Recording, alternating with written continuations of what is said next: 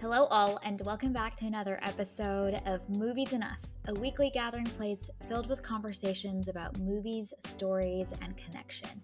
My name is Jennifer Hahn. And I'm Sarah Callan. And today we are kicking off A24 August with the film A Ghost Story. All right, Sarah, do you want to kick us off with an IMDb summary for A Ghost Story? This one should be fun. I am, but I just gotta say, as I was scrolling through IMDb, there are multiple summaries, and some of them are paragraphs. It is wild how many words they are used. Wow. This is crazy. I'm not gonna read one of those. This movie has such a fascinating premise that I'm not surprised people are like, how do we describe this movie in a few words? Okay, so here is it is a very long sentence, but it is one sentence. In the singular exploration of legacy, love, loss, and the enormity of existence, a recently deceased white-sheeted ghost returns to his suburban home to try to reconnect with his bereft wife. Which doesn't, if that doesn't make you want to watch this movie, I don't know what you need to go and watch this, you know? It's very true. Between that and the movie poster, Yes. But you know what I wish? I wish I went into this movie knowing nothing.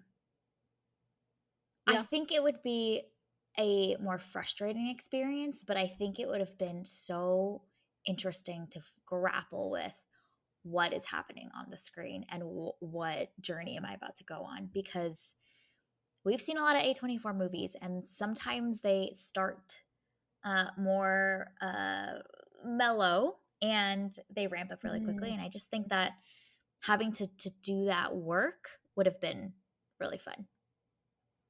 So how much did you know about this movie before watching it? Well, I knew the premise. I read some of the IMDb summaries. Yeah. Didn't watch the trailer, just knew the title and had read some of those summaries about the premise of the movie. But I wish I went in without that. I would have loved to go in with just the title, the movie poster, and have just been like, what is going on? I think that would have been fun. All right. We can see if we can build a time machine for you. And one of the stops along the way will be shielding your eyes from reading the IMDb summary. Yeah. I think that the IMDb summaries kind of lead you. They lead you a little bit, and I would have loved to have had to walk in the beginning of this movie, you know? Mm-hmm. Yeah. Fascinating. Okay, let's start off with our one-sentence summaries for A Ghost Story. Sarah, what was yours? Mine is, pie is the ultimate comfort food. It is. It is. Pie is the best. Yes, it is soothing indeed. Ah, that scene. We will definitely talk about that scene. Phenomenal. Wow. Yeah. My one-sentence summary is, kids, apparently the ghosts in your closet just want to love you. Wish I'd known that as a child. It would have reframed a lot of things for you, huh? Right? Yeah. They're taking care of you. They're looking out for you. But imagine that, like, kid is terrified of the ghost that's in their room, and like the parent comes in and it's like, okay, now let's talk about this. Let's talk about grief. Let's talk about death. Yes. Let's talk about like existentialism. Yes. 6-year-old child who's terrified. What is that, Mom? Well, let's honestly, figure out how to spell it first. You could just put on soul and you're good. Like, right. Here we go. The ghost is just a little tiny raindrop. We got it. In your closet. That has a face, a very cute face. Who loves jazz. Who loves jazz.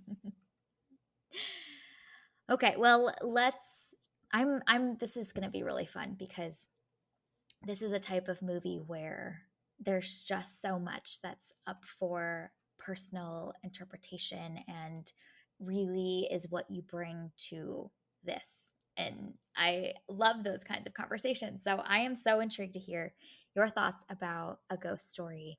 And in this first section, we won't spoil anything about this film. We'll talk kind of high level about the film, and then we'll have full reign in the second half. So, Sarah, one, did this film work for you? And then two, what is your perspective around what this film is about? Well, Jen, it is about a ghost who doesn't look like Casper, but is wrapped in a bed sheet.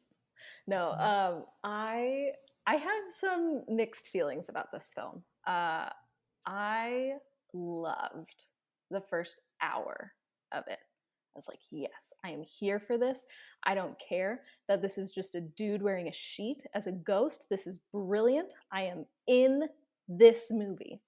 And then something happens, and I went, nope, took me totally out of it. And so I really struggled with the last 30 minutes or so, which have really colored how I view the entire film. But I loved the first hour of it. I love how slow it is, how melancholy it is. It's also so silent, and I'm just so impressed that with so few words spoken between our two main characters, we still can see so much of their relationship and so much for the care and the affection that they have for each other, and it's just fascinating to watch this movie and where it goes. And I do really appreciate the creativity of it all, because I mean, this is just such a wild idea, not only to have a ghost story where it's literally a dude draped in a sheet, but have a story like this that is told from the ghost's perspective as opposed to the person who remained alive. I think that is very interesting as well. So there's a lot of things that work really, really well in this movie. I just couldn't get behind the last 30 minutes. So I don't know. I don't know what to make of this. It's kind of a mixed bag for me. Interesting, especially if those last 30 minutes, that second half feels like it colors the first half for you. Yes? Mm-hmm. Yeah. So Okay. I'm Okay. trying to not focus on the last 30 minutes and Mm-hmm. just focus on the first hour, because it's so good and I loved so much of it, and I was in it. I was like, yes, this is Mm. going to end up in my top 10 list of 2023. And then Oh, the last and 30 then we minutes took a happened and turn. I went, nope, Mm. take it back, take it back. I'm intrigued to hear if the moment that you're talking about where we take a turn is Yes. aligned to the moment that I'm thinking of as well. Because as I was thinking about this film, there definitely feels like these two halves, Mm-hmm. and the approach and the mental state that I was in the first half versus the second half was also very different. And there is a clear, you know, inflection point where that happens, which I think is really interesting. It's not where I thought this film was going either. Uh, I loved this. I haven't been this excited about a movie in so long. Maybe it's just because the summer blockbuster season has felt like it has been so much fun, but also, wow, it's so exciting to see a filmmaker that has such fresh, unique ideas. Um, this is incredibly visual. This film reminded me a lot of After Sun, which is, I know, a film that you didn't love, but we talked a lot about how that film felt like visual poetry, and I feel the same way about this movie as well.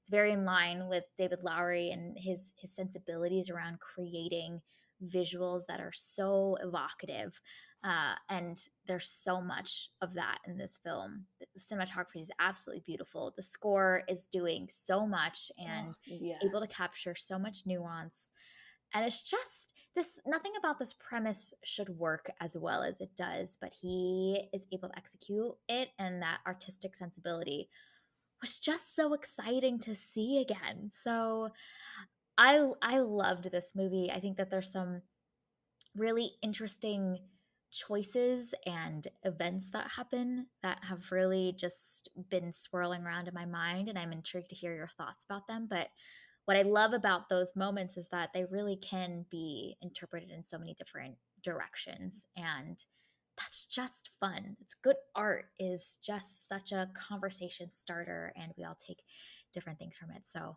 man, there's just so much in this that I absolutely adore, and I feel like I'm still going to keep thinking about for a while. Ah, yes, I love that. Also, can we gush on the score for just a Yes. hot second? Oh my goodness. Because, like, that to me makes this movie.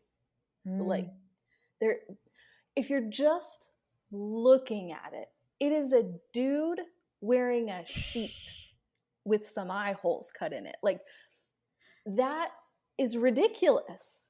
But yet, because of the way, I mm, mean, obviously, like the storytelling is great, but the score just infuses emotion into it. So there's certain moments where it doesn't look like it should be a tense moment based on what's happening on the screen, but the mm. score Yeah, comes in with this really, really eerie melody, and you're like, oh, something's up. Or like he's just sitting there in his sheet. I mean, how does a dude in a sheet emote through the score? And so this yeah. really like loving, tender sound will come through. Like, oh, it's just phenomenal in getting you to just engage and be engrossed in this movie, feeling what this sheet covered ghost is feeling. Ugh, phenomenal. Yeah, I agree with you. I think the score is its own character in this film because there's this the camera is incredibly still in a lot of scenes, and they linger very long on a lot of shots. And so Mm-hmm. it's so easy, especially with our like rabbit brains today, where it just, we're so scatterbrained that it would be easy to break away the attention and to wander. But we are mesmerized because that score is captivating us and sucking us into sitting with the emotion of whatever moment that we're in, whether it's like you mentioned, tension or anxiety or longing or tenderness. Like that score does a lot of the heavy lifting for sure. And that coupled with the framing of a lot of those shots, Oh, oh, yes. magical, absolutely magical. And I love that you mentioned how the camera will just linger. I I really loved the strategic choices that are made throughout the film, especially towards the beginning. There were so many moments early on where the camera was just still for longer than I would have expected it to. Like, So much longer, yeah, like so much longer. Oh my goodness. nothing is happening in the frame any longer, and we're still there. And I after the movie was over, just reflecting on that and how those moments really helped me to get rid of that like scatterbrainedness and really root me in this place. Like, because it was so still and so slow and lasted for longer than I expected it to, I was also forced to slow down, and it like helped me uh get into rhythm with the film and adopt the film's pace rather than my own. So I just thought that that was really strategic in how this was laid out and how those long lingering shots were used so early to help us acclimate to the journey that we go on. I felt that same journey as well of settling into this film. I could feel my brain ready to move. Like let's keep it going, and just a product of modern life, but this film I've heard it described as meditative, which I think is very accurate. And I think a lot of that opening sequence of just sitting in a moment, it forces us as the viewers to also sit with the emotions of the moment too, which I don't even do that in my normal life, and sit with an emotion that long to just be. And I think it also creates, especially in the opening, a lot of this feeling of we are being invited into some of these like incredibly intimate moments with our characters. I think it also helps us feel that connection that the rest of the film builds on top of uh, in the rest of the film, which I won't give away too much. But I think that is key. Some of those opening scenes, if they don't work well to create that connection with us and this couple, the rest of the film doesn't have a strong enough foundation to build on top of. So those were incredibly strategic. Mm-hmm. Absolutely. And I, again, like this script is so lean. There's so few words exchanged. And the film, like you said, is able to create this understanding of who these characters are, their bond together, and is able to do it with very little. And so, I mean, efficient storytelling right there. It's great. Mm-hmm. Yeah. Yeah. Okay. Let's include our spoiler here. If you haven't seen A Ghost Story, I believe it is available on Paramount Plus with a Showtime trial. It's probably available to rent on a bunch of the other streaming platforms as well. We recommend checking it out before continuing to listen to the rest of this episode. Okay, let's talk about the moment where this movie takes a turn into a different direction. Tell me more about your thoughts on that, Fred. Okay, so I was tracking with this movie until he goes back in time. And I went, hold on, wait a second. I could get behind Oh, this interesting. sheet ghost thing. How is the sheet ghost time traveling? It's very stupid, but like that was the thing that I was like, hold on, I can no longer suspend my disbelief. I take it back. And now I'm thinking about this movie, not in the way I'm supposed to be thinking about this movie. And then, of course, like he's at the house when they come to the house, and I'm like, wait, isn't there something like you're not supposed to do this, but like maybe if you're like a dead sheet ghost and your real self can't see you, then like you don't mess up with the space-time continuum. But I don't know, I've seen too many movies and this isn't supposed to happen. I was just those last 30 minutes, I was like, I'm not here for this, I did not sign up for this, what are we doing? Did it work for you up until the point where he encounters essentially his present or past self No, it was when he went back in time. back in time when he saw the other family? Yeah, yeah, You're like, yeah, yeah. this no longer tracks for me. Your Yeah, brain turned on. my brain turned on. I It's like, couldn't I make call it turn BS. back off again. But, Mm, and especially like, oh my gosh, when he leaps off of that building, it's this gorgeous shot, it like is. phenomenal. And then he wakes up in the past, and I'm like, what? What just happened? I need to know the rules of this universe because now you're just making shit up. And I don't like this. I need the rules. I had a thought when he jumped off that building, that beautiful shot. I was like, the film could end here and I would probably be pretty okay with this. Yeah. Like but Wikipedia calls that, which I don't know, it's celestial sphere rotates in reverse. Wow. Interesting though. That's not the inflection point that I thought you Mm. were going to mention.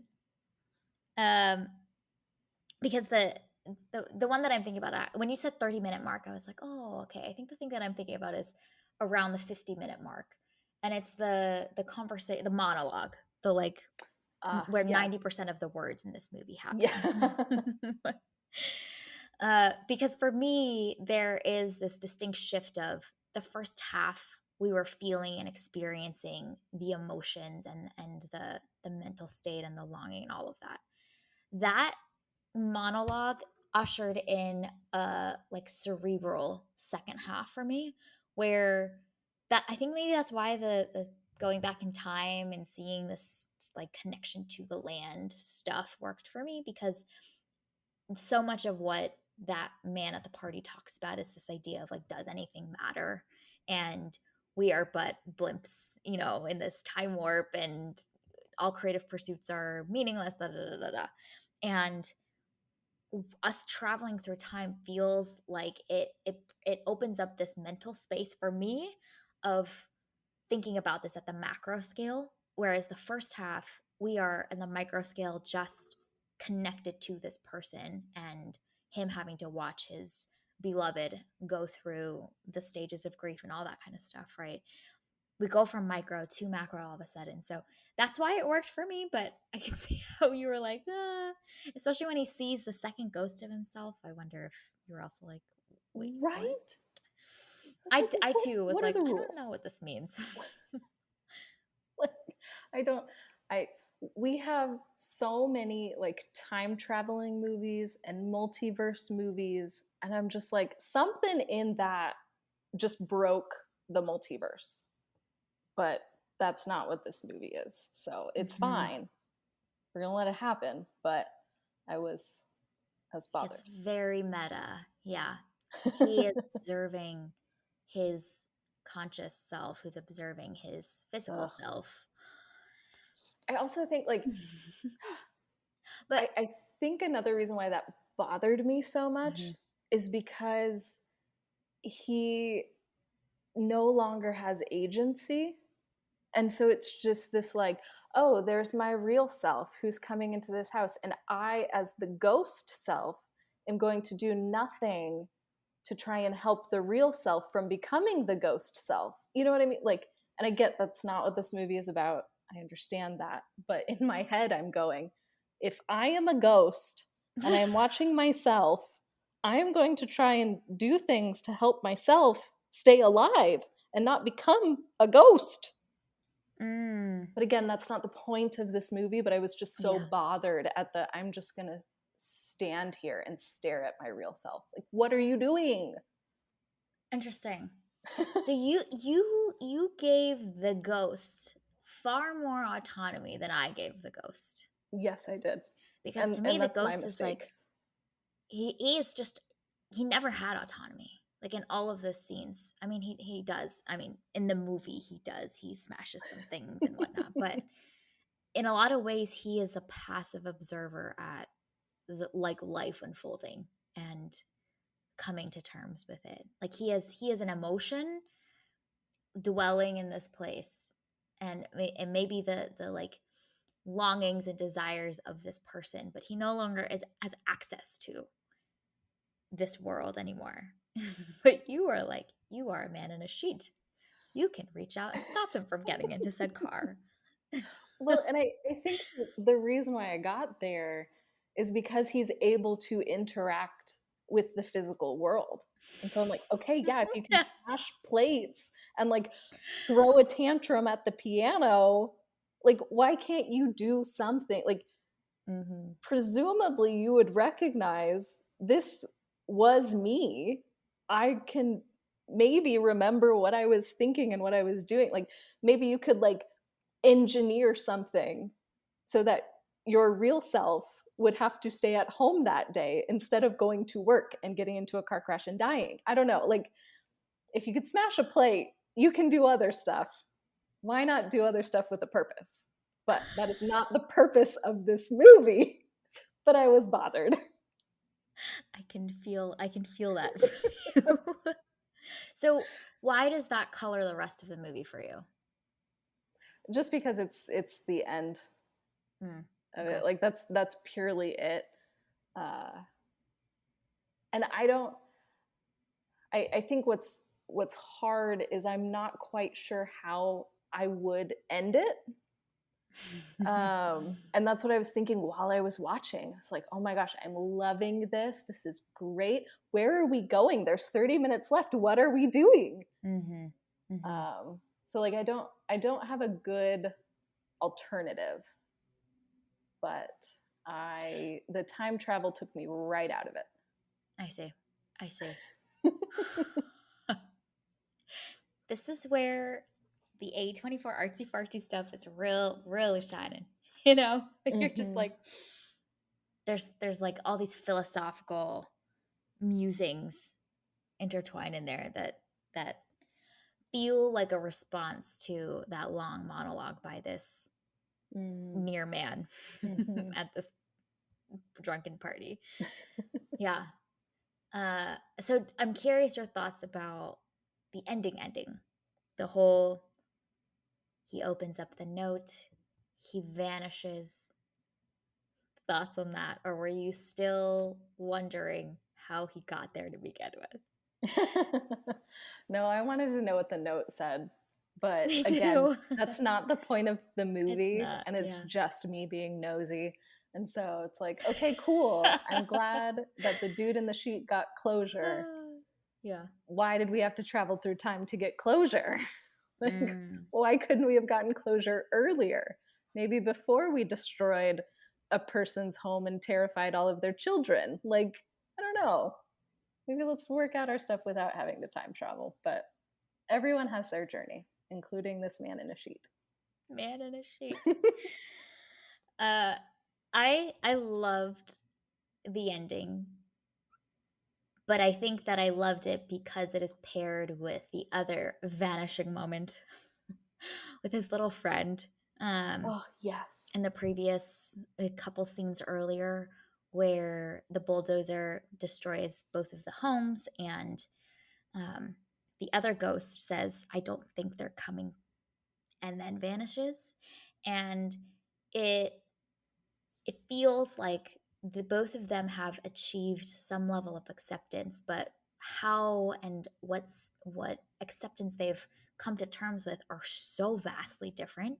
So the contrast between those two feel incredibly meaningful, and I thought that that pairing together makes our main character, our protagonist, ending of achieving that catharsis, of achieving that acceptance, far more beautiful when it's put in light of this other far more hopeless and I think a lot more tragic ending and version of acceptance.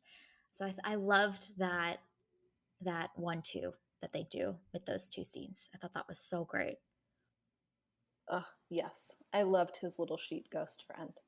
I also want to know how many other sheet ghosts there are. Right? And do they get to choose the pattern on I their just sheet? yes, I love that it was a floral pattern like a paisley. I Oh, have sweet. so many questions. I really wanted, and again, this is a very different movie, but I wanted a shot where it just like zooms out and you just saw To all of these all little of like the sheet sheep ghosts ghosts. in their houses. I think that that would be so fun. And there could be like a little sheet ghost community and they're all talking to each other telepathically from their homes. The It's scenes of not them this movie. communicating in utter silence. I think I'd awkwardly laugh to myself out loud as I watched this Yes. alone in my home because it was so Incredible. great. Yeah, there are so many moments that I was like, I am not supposed to be laughing, but I am. But I'm also feeling all the emotions that we're supposed to be feeling. But then there's moments where you're just like, this is kind of this is kind of ridiculous and whimsical. Yeah, it's this very interesting mix of melancholy and whimsy Yeah, that is so that's hard to unexpected. pull off. Yeah. And this movie is full of both, which is very Mhm. impressive. Mhm.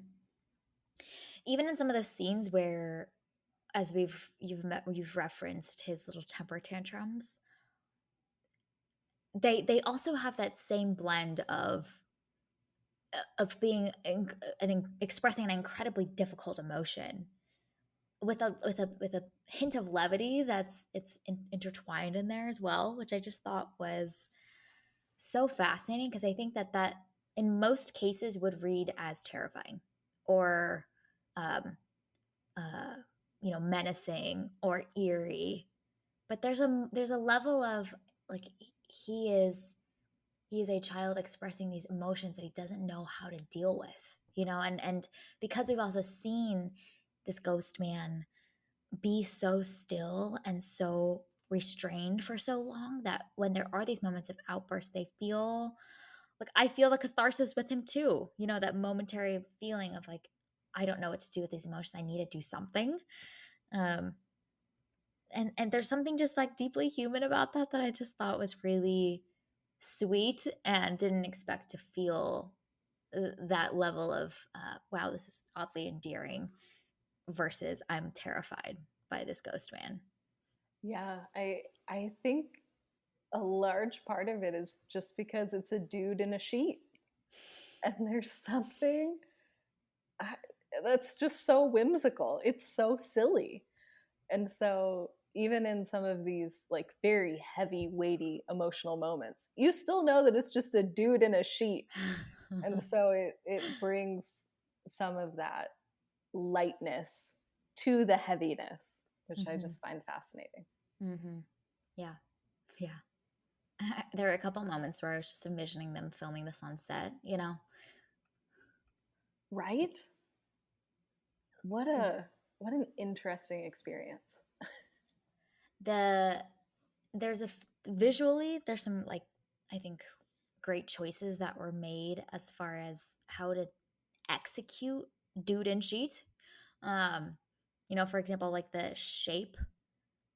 oblong shape of those eye Mhm. holes, I Yes. thought were so expressive, and I don't know if this was intentional. I would imagine that someone like David Lowery, that's such an eye for visual details, I would think has thought about this, but there were so many shots, especially those long dwelling shots that we were talking about earlier, of just focused on the ghost, where those curves in the sheet felt so expressive of a facial expression, um, right around the eyes or around the nose area. And I was just thinking about the logistical challenge of filming this and trying to get the folds of that sheet to move and evolve in the way that you are hoping that they will. um, and things like the thickness and the heaviness of the fabric and all the way that that is captured on camera, like all of those details, someone had to think through on how to execute this in a way that feels expressive and feels like they've given life to this man in a sheet, and it's not just like a gimmicky plot piece, and I thought all of those visual details were executed quite well, and I imagine that that was pretty difficult to do. Yeah, and you also see the sheet kind of get some discoloration as it goes on, Yes. and I thought that that was really smart too, as a way to show that time has passed, but you have to do that so strategically to not make it seem like dirty and gross, and so it was just the right level of wear and tear, to really emphasize how long he has been a ghost in a sheet. It was very effective. Yeah, yeah. Those were so great. Those are so great. And the way that some of that dirtying happened closer to to the edges of the sheet, the parts that are Mhm. being walked across an open field or a construction site, like you that feeling of wear and tear. Yeah, so good. Okay, let's should we talk about that pie scene? Because that one I feel Oh, like is the going pie to scene. stick with me, haunt me for so long. Thoughts about the pie scene and what stood out to you in that? She eats the pie for so long. It's like 4 minutes of her just eating a pie on Oh the my floor. goodness. That's Yeah. wild. In a 90-minute movie, they spend Hmm. 4 minutes of a chick eating a pie on the floor. Hmm. Phenomenal. Like, and And no camera angle changes, no. no edits, no cuts. Yeah. Just one take of her eating an entire pie. But I Yeah. what I love is that you see her go through so many emotions, and I Yes. love in the beginning, she's standing with the pie, and she cuts out a slice with a knife, and then Yes. she begins eating Yes. it with a fork, but she's eating only this slice, and the longer that she eats, the more that she just needs that release, so then she stops, you know, being proper with her eating of the pie, and Yeah. she starts to let her walls down, and you just see that as she continues to just gorge herself until she can't anymore. It was just such a brilliant way without any words to communicate so much about who this character Mhm. is and what she is going through in that moment. Mhm. It's so Yeah. good. Yeah. And because we spend those 4 minutes with her, we when the tears come, they feel so much heavier. You know what I mean? Because Mhm. I think if this was another film, a typical film, that all of that would happen in the course of uh, a few moments, right? She gets the pie, crumples to the ground to eat it, and the tears come Mm-hmm. immediately. Yeah. That's not how human beings are, Yeah. like there's a feeling of realizing what she's doing to herself too, and the way that she's using this, and then the flood of emotions that come when she's kind of opened that floodgates that then prompts those tears. So I was impressed by that. I thought that that was a beautiful way to create emotion in a way that I think most films do it in just a more efficient, which I think you need for movies, but also can cheapen it as well, because as a human being we don't process emotions that way, and we don't emote and let out those emotions the way that characters do in every other movie. That timing I thought was just so good. Mm-hmm. And I love that it's also shot from the side. I feel like in another movie it would have been like a really like close up shot, or like their face would have filled a good portion of the screen so that you can clearly see all of the emotions. um, and that's not the case with this. You don't fully see her face because it's kind of like in shadow too. Like you have to really be paying attention to like watch the subtle changes that Yeah. she's making on her face. And so I also thought that that was really brilliant as well, that it's not this like exploitation of her grief, but it is an observation of what she's going through. And I think the way that it's framed and and how it's shot really lends itself to that more empathetic view, rather than like, oh, let's get a close up of what she's doing to herself. Yeah, that's a really great way to put it. It doesn't lean into the melodrama of it all, which I think actually makes it more effective and more meaningful. And then the other part of that scene is Ghost Man looming in the background. And there's the emotions that we see and we empathize with her that she's experiencing. But added on to that is the experience of having to watch someone you love grieve and be in pain and in turmoil, which is also just as heartbreaking. And both of those things are both layered on top of each other and fueling each other. Like, I think that there's been in films, we've seen so many of our characters process grief, but this one felt even and deeper and wider, to have to watch someone watch their loved one go through pain.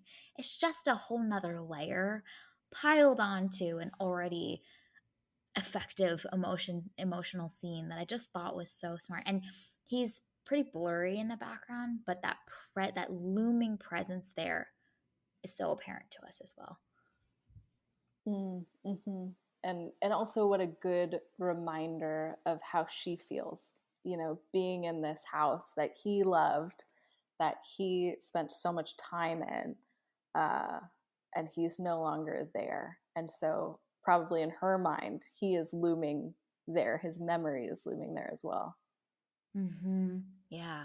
Man, Yeah. just layers and layers of emotion. So Woo! many layers. Yeah.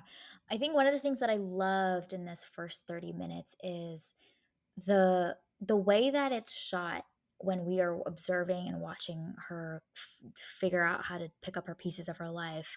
It's often shot slightly from the perspective of the ghost. Like, there's a lot of shots from behind him where we see a little bit of his folds of his sheet, and then he's obviously observing her. So we are taking the POV in a lot of shots from the perspective of the ghost.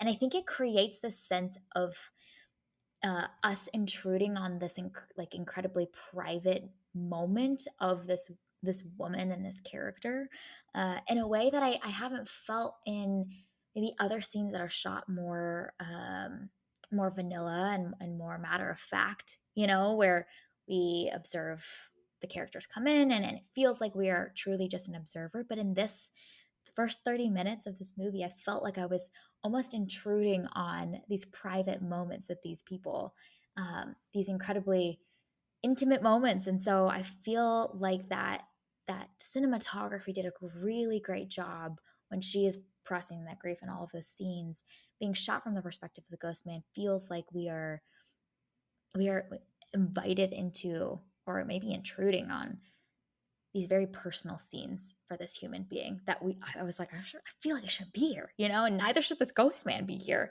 observing all of these things of the way that this woman is having to work through how to move on with her life. Mm-hmm. Yeah, it very effectively gets you in that space.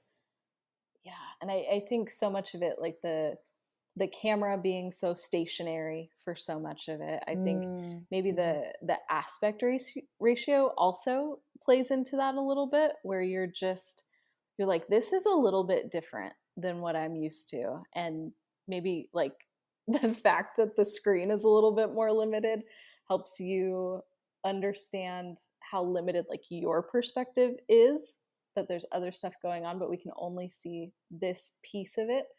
I don't know. I feel like a lot of the different technical filmmaking components really lend itself to that, and it doesn't feel like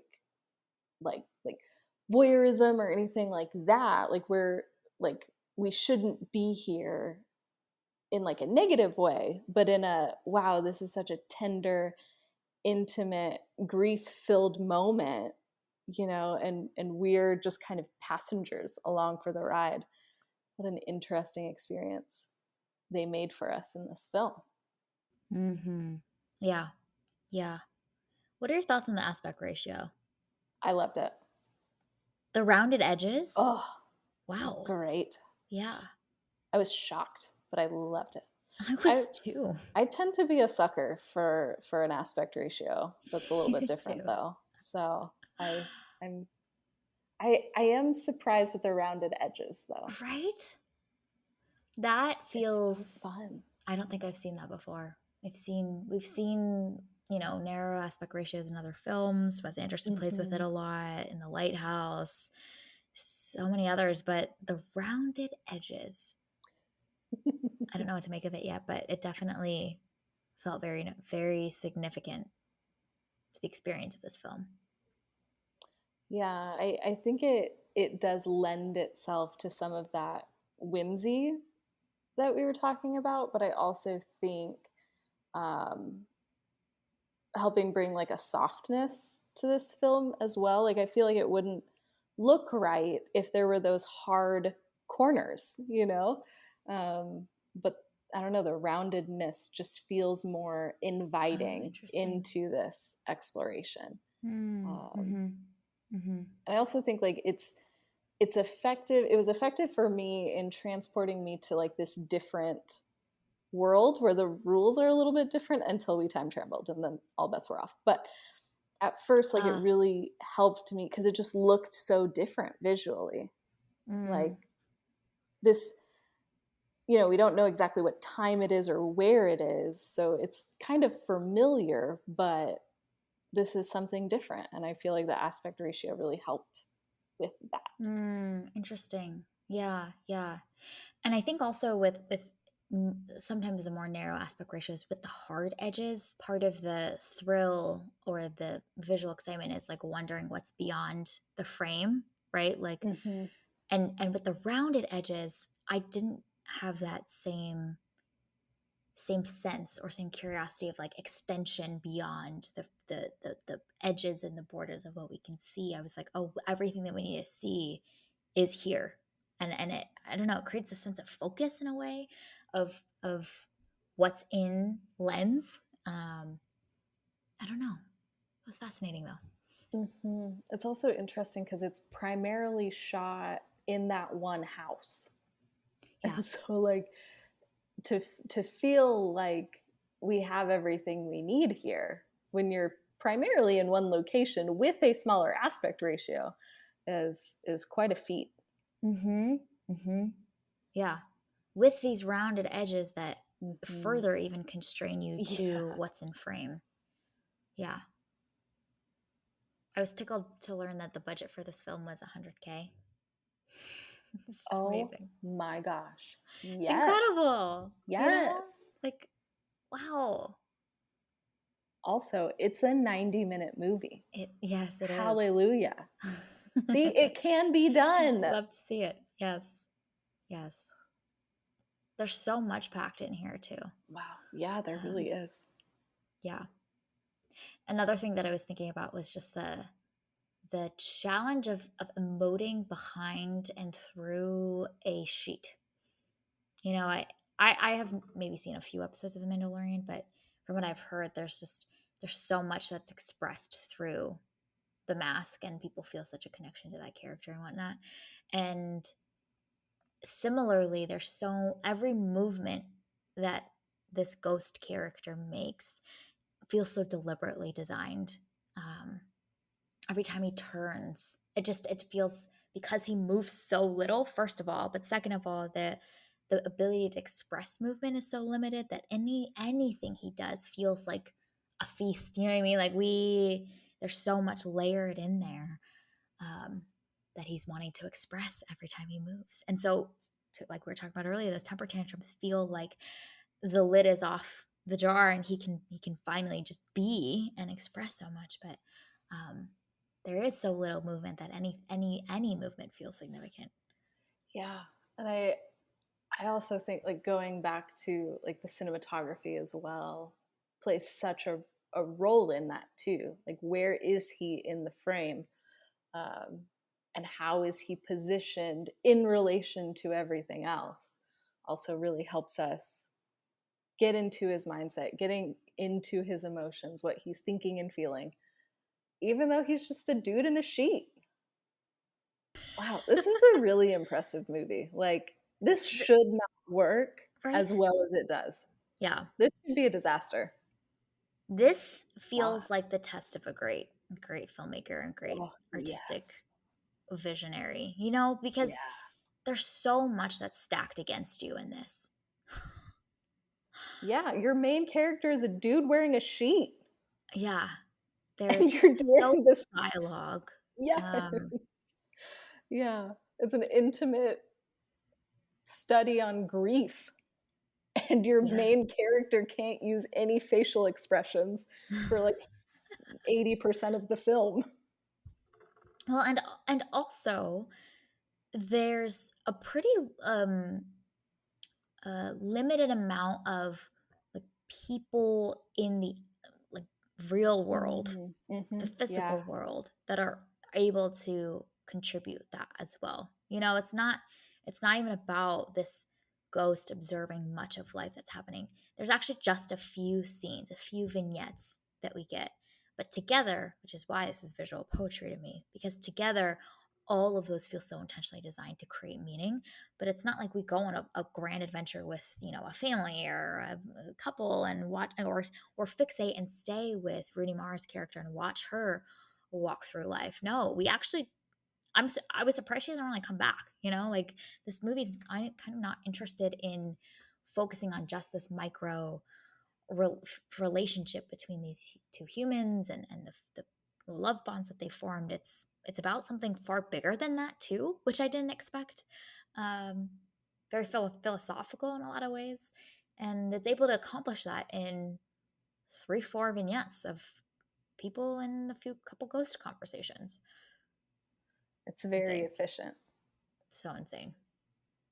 Yeah. Efficient and philosophical. You don't get those two together very often. Right. That's Yeah. pretty great. Yeah. Are there any other like of like the macro themes that you want to talk about that really stood out to you? Yeah, the shot of the city, and the skyscrapers and the bright lights, and all of that, just, I mean, again, visually is such a contrast to this humble little home where these two human beings have, like, loved and built a life together. And for that place to be then the housing place for just a complete transformation, it felt like an echo of, this man's monologue at the party, of human beings desire to progress, they desire to create, and ultimately, like, what is it all for? And I think the time warp in some ways is, um, I think it's just like an interesting plot device, but it also echoes what the man had predicted or was musing about in his monologue, which is this idea of we feel like we're making progress, but because of existentialism and all this kind of stuff, that like we might honestly regress back to being hunter gatherers again and being back in our tribes. And that time warp felt like a reflection of that. Like here we saw all these big cities and modernity and technology being created, and ultimately the land is the same. And when he falls and goes back in the time warp to the beginnings of earlier civilizations, it felt like a echo to what that man's monologue was about, but also this idea of there is a sense of, I was thinking about, like, does this film feel, it doesn't feel like this existential dread in a lot of ways. Like, I think this film is oddly hopeful to me, and believes that there is meaning and purpose to the micro relationships that we have. And in light of these big ideas around civilization and human progress and all this kind of stuff, like, I think the catharsis that our ghost man achieves at the end is that in light of all of that, ultimately the fact that he had a meaningful relationship and loved someone and someone loved him back, like, that was enough for him. And that is his legacy. And he's achieved a level of, like, coming to terms with that and being okay with that little life that he's lived. um, but I think that, against the backdrop of these, like, larger big ideas around human progress and stuff, is, like, pretty fascinating to me. That's very interesting to me. After the time warp,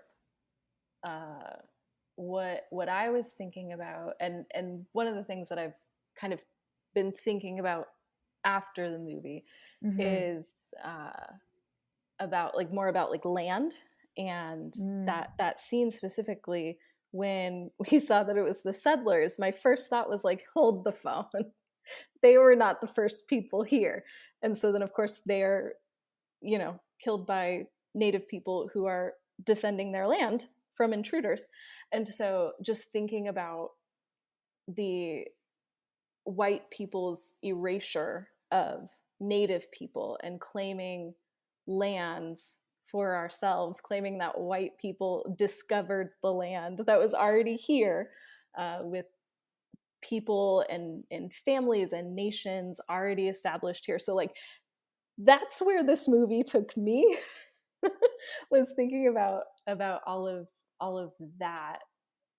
And so I think that's another reason why I didn't love the time warp, is because it took me to a completely different track, which I am Interesting. down Yeah. for exploring. Like, yes, we need more films about this. We need to highlight these stories of native nations and all of that. Like, I'm here for that. But it just felt so incongruous with the rest of the film where my brain went. So I love thinking about these Interesting. things, but it Like, just was a weird place for my brain to go. those details derailed you because it's introducing and ushering new themes for you that the film didn't, I don't think, necessarily set up or Yeah, was interested in getting its viewers to explore. But here you are, your brain is going down that here I path that am. is down the runway. Yes, Yeah. I went off-roading, uh, which is not where the film was directing me to go, but I did not pay attention to the signs. I interpreted them in my own special way, and I ended up in a different place than the film ended up. And here we are. Mm-hmm. Mm-hmm. I don't think that there is a road for this movie. It's kind of That's like fair. wander wherever you feel like. Here's some interesting little things to go follow. Yeah. Yeah. But the fact that it's so far off the track Mm-hmm. from where your headspace was earlier Yes. is And what so creates at the the same dissonance for you. time, I'm handling white people's erasure of native people and breaking the multiverse. And I'm like, these two things are very strange to go together when I'm watching a man in a sheet. Yeah. It's a Yeah. weird swirl. of stuff going on. It's great. Loved it. All right. Any other last thoughts about this film before we wrap up? I just want to give a shout out to Rooney Mara. Oh, she's so good. She is. She's good in many parts of this film, but one of my favorite moments, I mean, we talked about the pie scene. She's phenomenal in the pie scene. But one of my favorite moments is earlier when they are scared by a noise in the night. And she comes out and she's only wearing a sheet. And all we see is her back. Yeah. And even when her back is turned to the camera, you can tell that she is acting because she is acting with her whole body, including her back. And I was like, I can tell that you're scared because of the way that your shoulder blade just moved. Wild. So great. So great. Love it. And the lighting. So like shout out to the production team too, because the lighting really emphasizes the tenseness of her muscles and the twitching of her muscles as well. Like it is so defined. Mm-hmm. So good. Yeah. This is a movie where I am just so now intrigued by the rest of the director's work. You know, like he clearly has such a uniqueness of ideas and vision and is also skillful enough to execute on them that I am just like, oh, what else has David Lowery created? And like, it's just exciting to see someone who is able to do both, who has a fresh vision and also has a mastery of the craft to execute it so effectively. And I'm just excited. I'm so pumped to see more of his work. Well, and I think even seeing other like passion projects of his, because I know very little about how this was made, but I am just assuming that A24 for a large part kind of like kept their hands off of it and just kind of let him do his thing.